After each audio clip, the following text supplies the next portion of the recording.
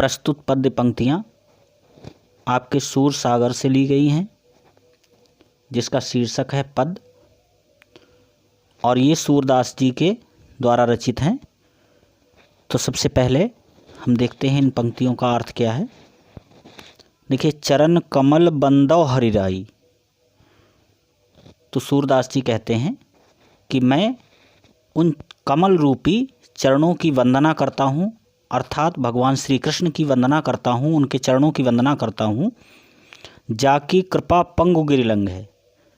उस ईश्वर की यदि किसी लंगड़े व्यक्ति पर कृपा हो जाए तो वो भी पर्वत को पार कर सकता है, पर्वत पर चढ़ सकता है। अंधे को सब कछु दर्शाई, और अंधा व्यक्ति भी सब कुछ देखने लगता है। बहिरव सुने गूंग पुनि बोले।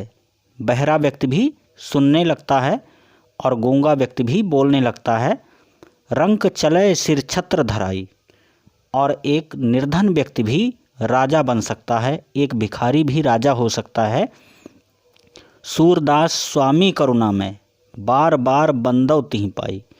तो इसलिए सूरदास जी कहते हैं कि ऐसे दयालु करुणामयी ईश्वर की मैं बार बार वंदना करता हूँ, उनके चरणों की वंदना करता हूँ, जिसके प्रताप से ये सारी चीज़ें संभव हो सकती हैं। मैं उसकी बार बार वंदना करता हूँ। चरण कमल से लेकर के बंदौ तिहि पाई तक ये पंक्तियाँ हैं, और इसका संदर्भ ऐसे लिखेंगे। प्रस्तुत पद्य पंक्तियाँ हमारी पाठ्य पुस्तक के पद नामक शीर्षक से ली गई हैं, जिसके रचयिता सूरदास जी हैं। और इस प्रकार से आपका संदर्भ पूरा हो जाता है। फिर इसके आगे आपको प्रसंग लिखना होगा। तो प्रसंग में देखिए ऐसे लिखेंगे। सूरदास जी भगवान श्री कृष्ण के अनन्य भक्त थे। उन्होंने इस पद्य में भगवान श्री कृष्ण की महिमा का वर्णन किया है। इन पंक्तियों की व्याख्या देखिए ऐसे आपको लिखनी होगी। प्रस्तुत पंक्तियों में सूरदास जी ने भगवान श्री कृष्ण के कमल रूपी चरणों की वंदना करते हुए कहते हैं कि उस ईश्वर की महिमा अनंत है। यदि उसकी कृपा किसी लंगड़े व्यक्ति पर हो जाए तो वह भी पर्वत पर चढ़ सकता है, तथा अंधे को सब कुछ दिखाई देने लगता है। बहरा व्यक्ति भी सुनने लगता है और गूंगा व्यक्ति भी बोलने लगता है।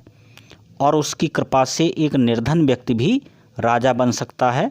सूरदास जी कहते हैं कि ऐसे दयालु ईश्वर के चरणों की मैं बार बार वंदना करता हूँ। काव्यगत सौंदर्य में आपको लिखना होगा। सूरदास जी भगवान श्री कृष्ण के असीम भक्त थे। उनका भक्तिभाव अनुकरणीय है, तथा कमल रूपी चरणों में रूपक अलंकार का प्रयोग किया गया है। उनकी भाषा ब्रज तथा शैली मुक्तक का प्रयोग किया गया है।